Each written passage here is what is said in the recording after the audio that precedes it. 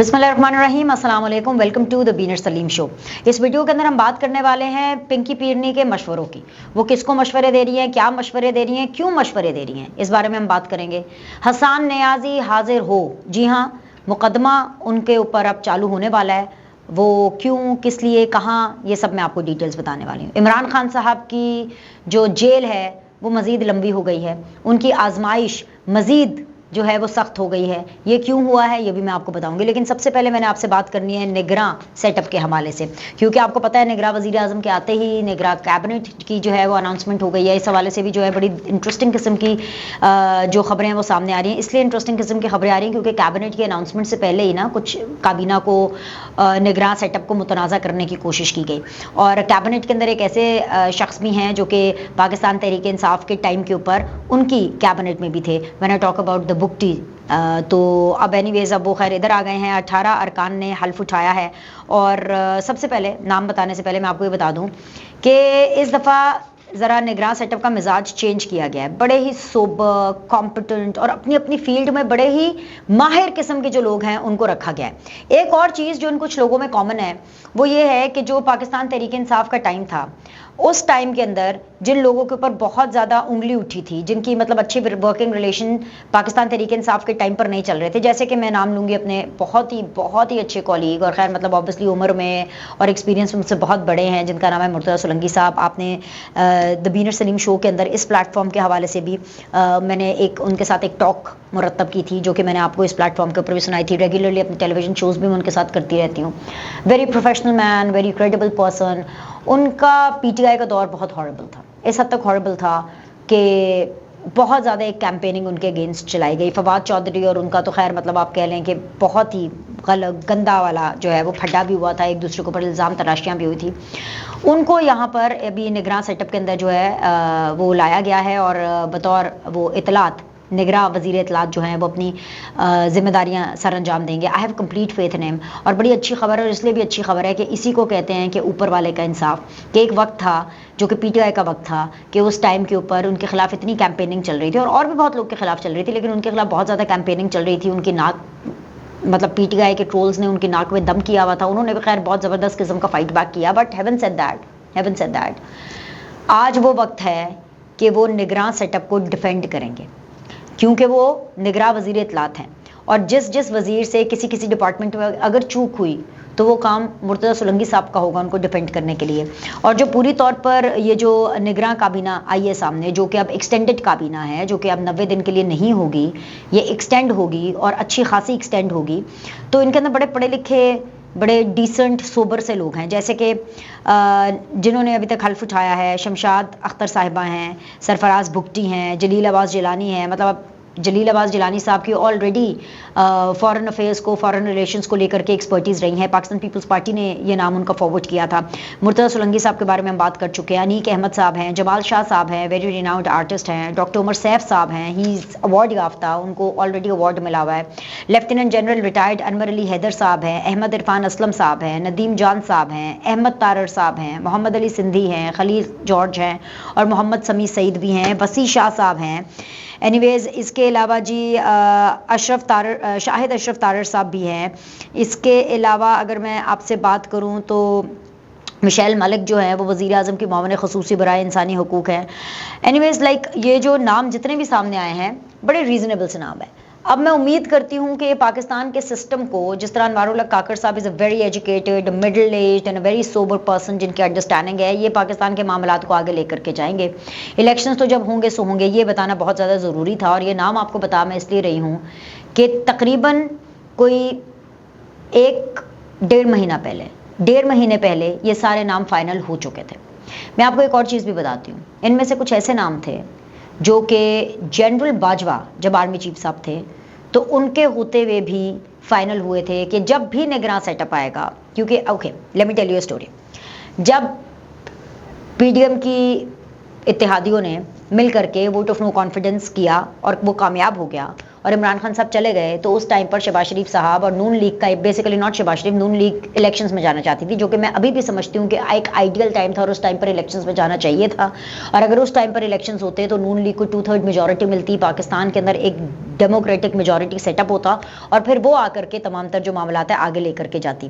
That was my way of doing it, जो कि मुझे एक डेमोक्रेसी के पॉइंट ऑफ व्यू से आइडियल लगता है। लेकिन इस वक्त बात जमहूरियत से कहीं आगे है।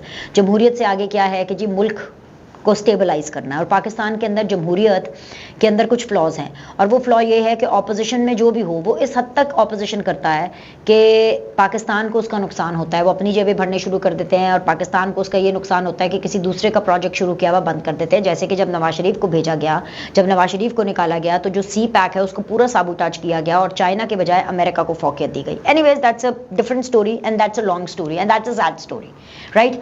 सो मैं आपको लगातार बताते चली आ रही थी कि किसी किस्म का टेक्नोक्रेट का सेटअप जो है वो सूट करता है, अब ये सेटअप आ चुका है।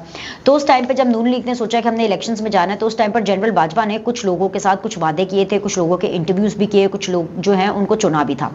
और जाहिर सी बात है बाजवा साहब ने अगर उस टाइम पर चुना था तो उन्होंने अपने इदारे को आगे वो कन्वे भी किया। तो इनमें बहुत से ऐसे लोग हैं जो कि आज से 1 साल पहले फाइनलाइज हो चुके थे, और कुछ ऐसे लोग हैं जो रिमेनिंग है वो आज से 1.5 महीना फाइनलाइज हो गए पहले हो गए थे। जैसे कि मैं आपको बता रही हूँ कि अनवारुल्लाह काकड़ साहब का जो नाम है वो ऑलरेडी 15-20 दिन, महीना पहले जो है फाइनल होकर के सेफ महफूज जगह पे रखा गया था और उसको सही मौके पर निकाला गया। और जितने बाकी नाम आ रहे थे ये जानबूझकर नाम दिए जा रहे थे कि अब ये वजीर आजम बनेगा, अब ये वजीर आजम बनेगा, ताकि इनको जब हम कैबिनेट में डालें, निगरां कैबिनेट में, तो हम ऑलरेडी इनके ऊपर टेस्ट ले चुके हों कि पीपल्स पार्टी का क्या पॉइंट है, नून लीग का क्या पॉइंट है, अवाम का क्या रद्द अमल है, जर्नलिस्ट का क्या पॉइंट है, एंकर्स का क्या पॉइंट है। So this all happened with proper planning. और ये कोई गलत बात नहीं, अच्छी चीज़ है। मतलब मैं तो इसकी तारीफ ही करना चाहूँगी कि शुक्र है पाकिस्तान के अंदर कोई तो ऐसी चीज़ है जो कि प्लान करके की गई है। अब आ जाए जी दूसरी तरफ, ये तो एक चीज़ है, मैं तो ऑल द बेस्ट कहूँगी, पाकिस्तान जिंदाबाद, पाकिस्तान फाइंदाबाद, मैं तो सिर्फ यही नारा लगा सकती हूँ। और सिर्फ इन मैं हीरो के लिए दुआ गो, आज की वीडियो के अंदर मैं सिर्फ इनके लिए दुआ गो हूँ कि ये वो कर पाएँ जो इनको करना चाहिए, बस। इससे ज़्यादा मैं अभी इनके बारे में और कुछ बात नहीं करूँगा। And I wish them all the very best. हो गई बात, आगे आ जाए जी। अब मैं बात कर रही हूँ जी पिंकी पीरनी के मशवरों की। इमरान खान की कोई सुनी नहीं जा रही है। इस्लामाबाद हाई कोर्ट के अंदर उनकी समाअत होनी थी। समाअत किस बेस के ऊपर जी? घर का खाना, रोटी दवो, रोटी का मसला पे आया है और रोटी कोई नहीं लभी।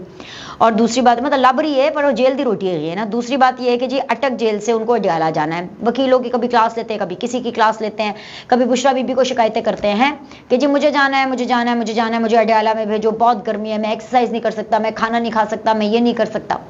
बुशरा बीबी इनको खूब चढ़ा के आती हैं, खूब कि डट के खड़े रहे, आप इस टाइम पे ये कर ले करें। एनीवेज, तो हुआ ये कि इस्लामाबाद हाई कोर्ट के दिन की जो समाअत होनी थी वो समाअत नहीं हुई है। और वो समाअत इसलिए नहीं हुई है क्योंकि इस्लामाबाद हाई कोर्ट के जो चीफ जस्टिस हैं वो मौजूद नहीं थे।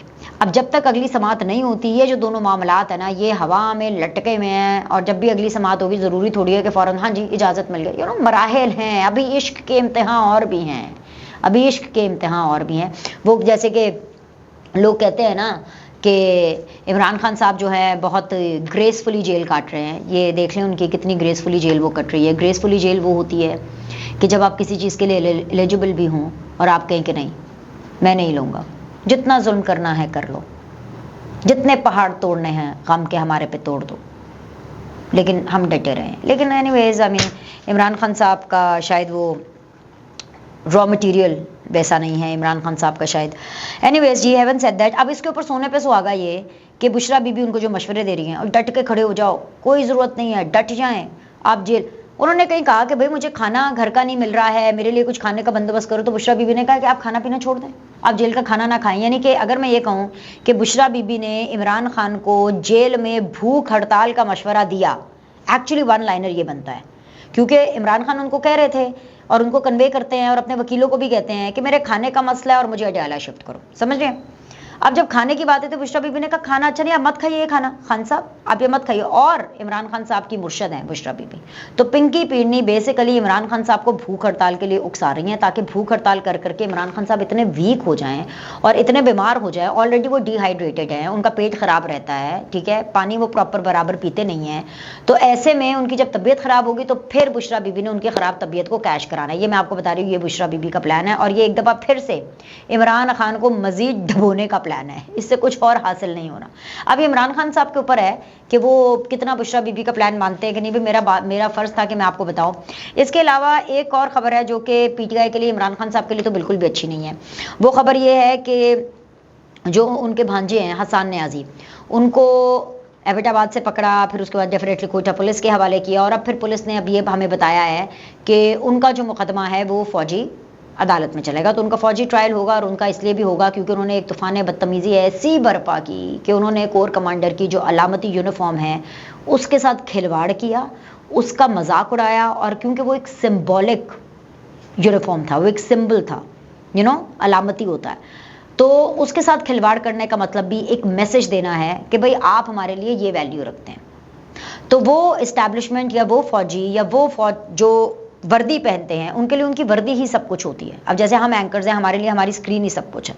जो पुलिस वाला है उसके लिए पुलिस की वर्दी ही सब कुछ है, मतलब that uniform is their life, so अगर आप किसी की जिंदगी के ऊपर खिलवाड़ करने की कोशिश करेंगे, उनके ऊपर तोहमत लगाने की कोशिश करेंगे, तो क्या वो चुप रहेंगे? तो यहाँ पर तो फिर ये वो लोग हैं जो कि बहुत पावरफुल हैं, और मैं ये समझती हूँ कि उन्होंने उस टाइम पर 9 मई को उन्होंने बहुत सब्र तहम्मुल का मुजाहरा किया। वरना कितना, मुझे बताएं कितना फौज को कितना टाइम लगता है। हसन न्याजी तो बाएं हाथ का खेला है फौज के लिए।